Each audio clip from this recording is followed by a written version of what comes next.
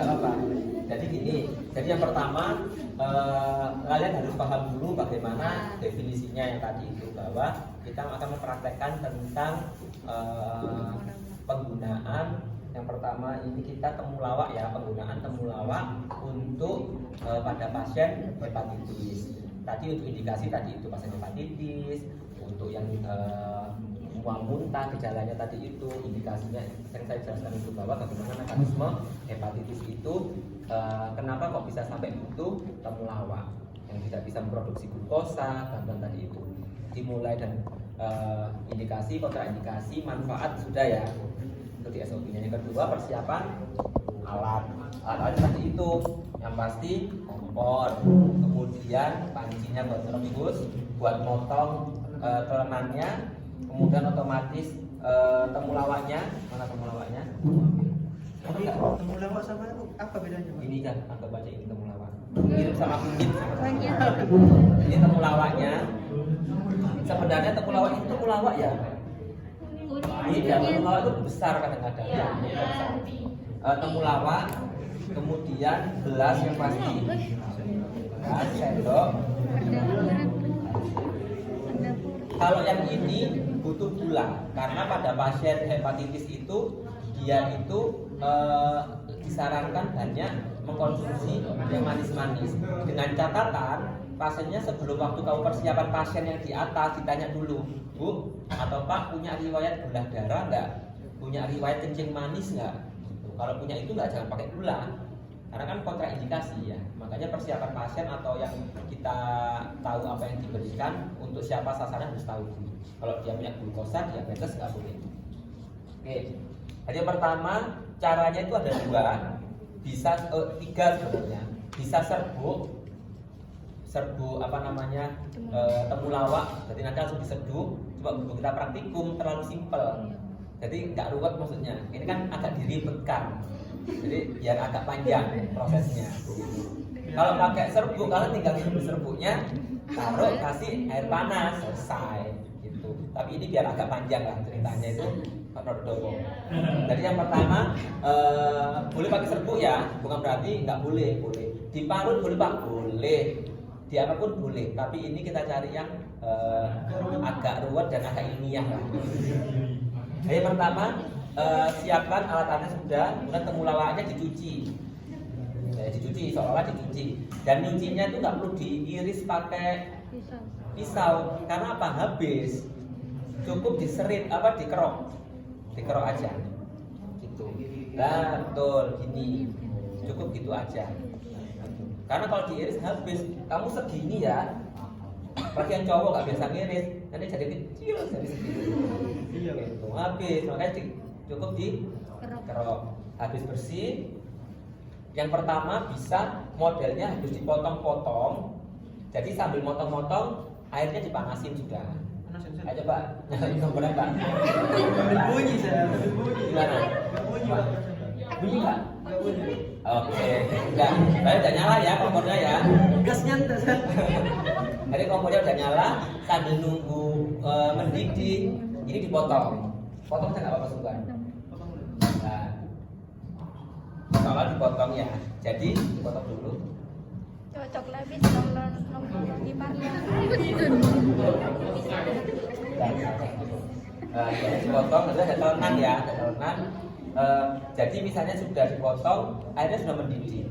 Nah, konsep yang pertama, ini potongannya langsung ditaruh ke gelas. Nah, diseduh. Boleh. Nah, langsung dikasih air, gula sama air. Catatannya tidak karena kita untuk manfaat tahu tentang temulawak, maka cukup temulawak. Kalau di pembuatan jamu, dikasih serai, dikasih jeruk itu jadinya enak ya ininya. Jadi itu konsep lain itu boleh kayak gitu. Cuma kita berhubung kita cuma temulawak, jadi kita pakai ini. Habis ini dikasih air, tuangkan airnya Mbak. Panas. Tuangkan airnya ke sini. Mana sel? Oke, sudah. Dituangkan ya. Habis habis dituangkan diaduk saya cuma itu toh, simpel banget. Sudah tunggu, kalau yang ini harus ditunggu 15 menit. Kenapa? Biar terurai, jadi air panasnya biar ininya keluar. Jadi kayak kalian buat teh gitu loh ininya. Tuh, tunggu 15 menit baru diminum. Dicicipin. Minumnya boleh langsung habis, boleh nanti kayak gitu. Itu yang pertama. Yang kedua, waktu ngerebus tidak harus ini kita berhubung ilmiah ya, tidak harus 3 gelas menjadi 1 gelas, tidak ada gitu-gituan dalam konsep ilmiah. Jadi tidak ada perbedaan kalau yang dari 3 gelas jadi 1 gelas efektif lebih meningkat enggak, itu enggak ditemukan. Cuma memang di sana itu air 500 mili secukupnya. Jadi tidak ada konsep kalau orang Jawa kan 4 gelas jadi satu gelas. Kalau pakai daun ini harus ganjil. Ya kan harus 5, 7 gitu. Nah, ini yang pertama. Yang kedua, rebus lagi, Mbak. Itu direbus sudah, airnya sudah ini yang mendidih, dipotong-potong lagi, Mas. Nah, ini yang kedua dimasukkan di air gitu. Jadi selama dimasukkan, oke. Jadi sambil direbus paling tidak nunggu mendidih dulu baru dimasukkan ya. Mendidih dimasukkan paling tidak menunggu 10 menit, 10 sampai 15 menit cukup.